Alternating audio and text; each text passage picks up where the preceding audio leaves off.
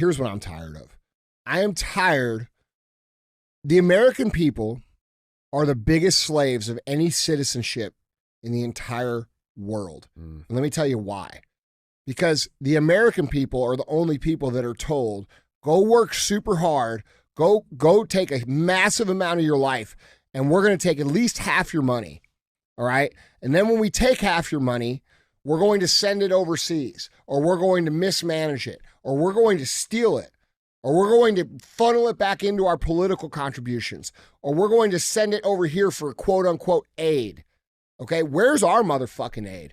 Where's our aid from Kuwait or any of these other rich countries to fix our homeless problem? Do you ever notice that none of the other citizens on the planet work so that we can have a better here in America? It's always the other way around. Why the fuck are we, the citizens of the United States of America, financing the well-being of every other fucking country in this planet?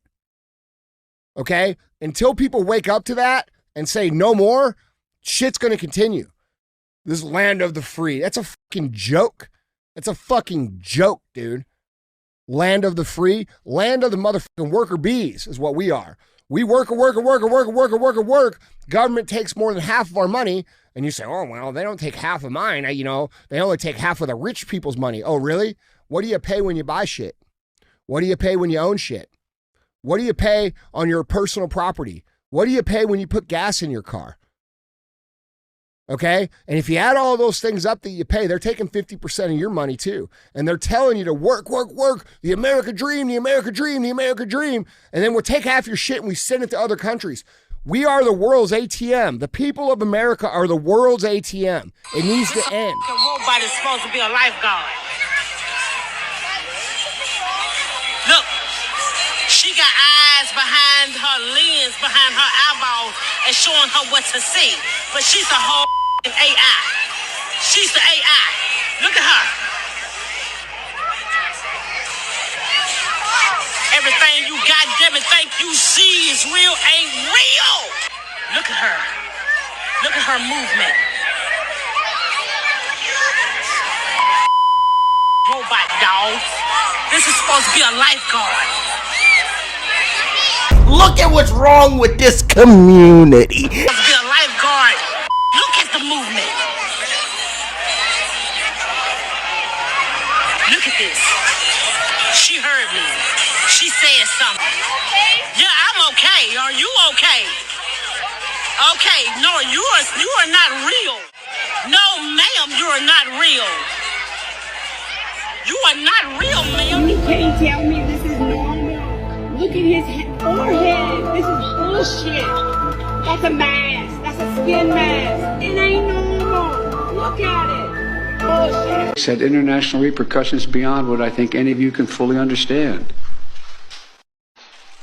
The impact, what happened on July the 6th, had international repercussions beyond what I think any of you can fully understand. What my priorities are for distributing this emergency aid swiftly and equitably. Our focus will be on small businesses on Main Street that aren't wealthy and well-connected, but are facing real economic hardships through no fault of their own. Our priority will be Black, Latino, Asian, and Native American-owned small businesses, women-owned businesses. Oh, I'm beating your ass. On D. Hey, boy, ain't no fucking way, boy. Boy, ain't no way, boy. Boy, ain't no way, boy. Boy, ain't no way, boy. Boy, ain't no way, boy. Boy, ain't no way, boy. Boy, ain't no fucking way, boy. What in tarnations is going on? Can somebody tell me who is that with the Pope? What is that? That can't be human, brother. And it don't just stop there. Who's the guy in the back? Now, I don't want to say that the Pope is rolling with demons, but the Pope's rolling with demons, brother. Something is definitely not right. Have you heard the theory of the Titanic and the Federal Reserve? Well, here it goes. So on the Titanic, there's some extremely wealthy passengers like J.P. Morgan, John Rockefeller, and the Rothschilds. But then you have Jacob Astor, the wealthiest man in the world at the time. He owned about 40% of all mortgages, and he was a Freemason who was very opposed to the idea of a central bank.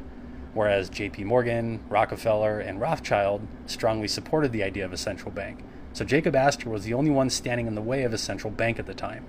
Coincidentally, the morning the Titanic was supposed to set sail, J.P. Morgan, some Rothschilds, and others quietly exited the ship without any explanation. 5 days later, Titanic slams into an iceberg and it starts to sink.